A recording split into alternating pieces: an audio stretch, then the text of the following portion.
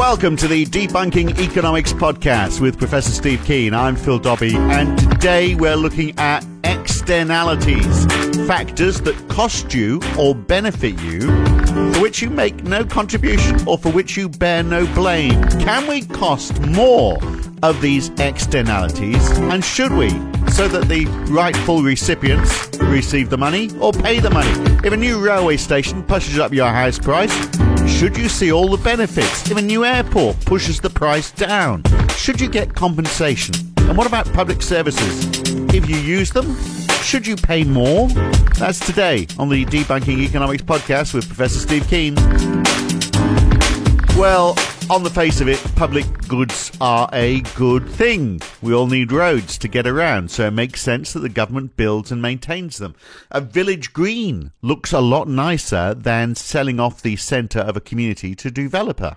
And, you know, what's England if you can't sit down, having a pint, watching a game of cricket, rather than looking at a block of flats? But how far do you go with public goods? If you had a public field, for example, it could be overrun if we allowed people to allow any cattle to graze in it. If everyone's cattle grazed in it, we know the field would turn to mush.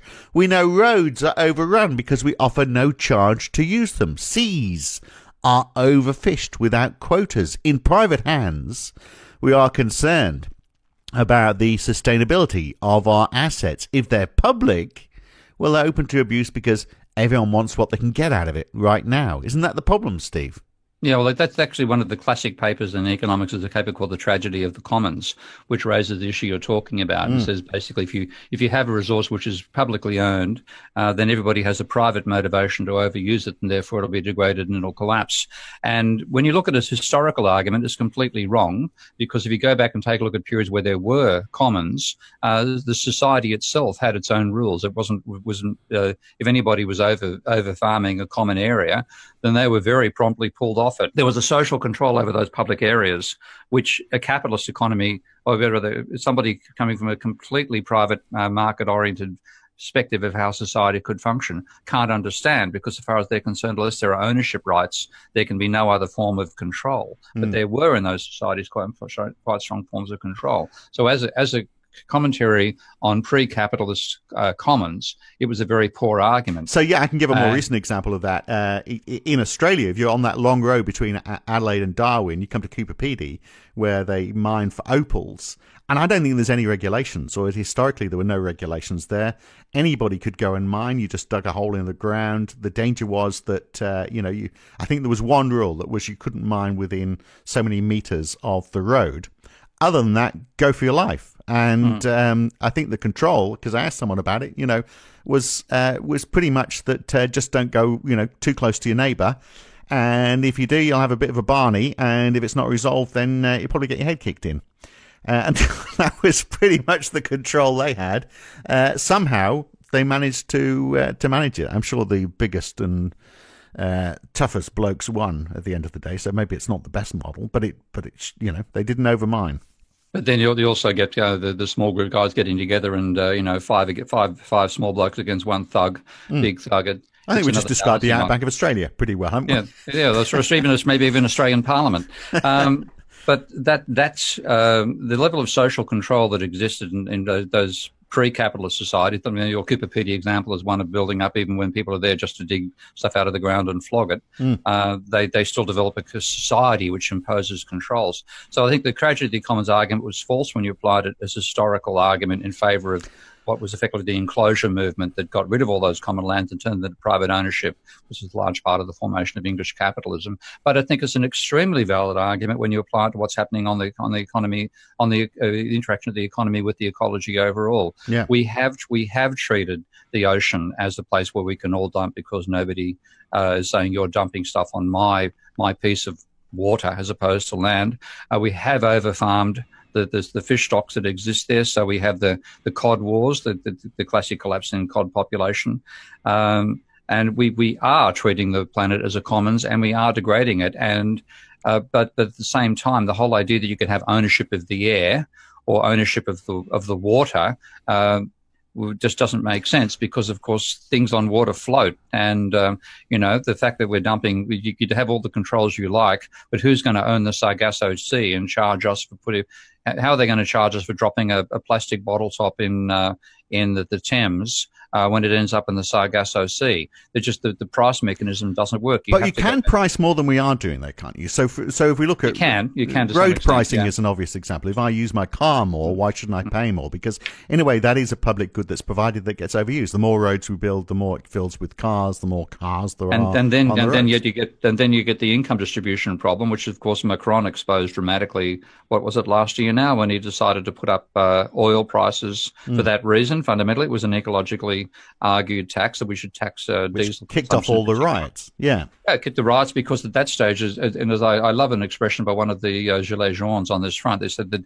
they're worried about the end of the world. I'm worried about the end of the month.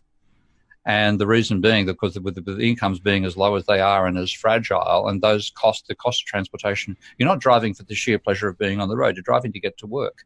And suddenly you find that the increased price of using that common resource with the per capita or per mileage usage fee means that you can't, when your cost of getting to work means the wage you bring back doesn't cover your cost of living anymore, and bang, you'd rather go on a riot than that's because he did one thing without the other. I mean, you could quite easily, you could introduce road pricing where the more you drive and if you're driving a heavy goods vehicle, the more you pay because you're causing more damage to the road.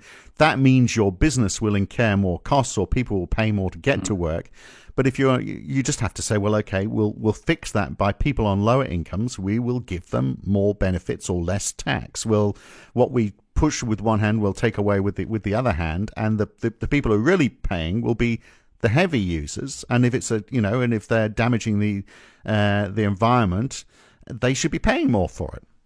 Yeah, but the whole idea that you can actually price into a level of environmental damage, and that's the main issue we're talking about here, I think. And this is the neoclassical fantasy again that we can solve everything using the price mechanism. So if you look, it's not just the environment. I'm talking about getting the asset, the road asset, where people are paying for it based on their usage of it. And I'm just wondering whether, because otherwise, with a public good, you could always just say, well, we're just going to pay and everyone gets equal access, and you all pay into it, whether using it or not. And we've got this feeling now, haven't we, that it should be a bit more user pays. I'm not saying it's necessarily the right approach, but you can do it in places. Yeah, I think that can actually be lead to social dysfunction rather than social function, I think, because one of the arguments in favour of public transport, for example, is that it's actually not the individual user who's benefiting out of the transport.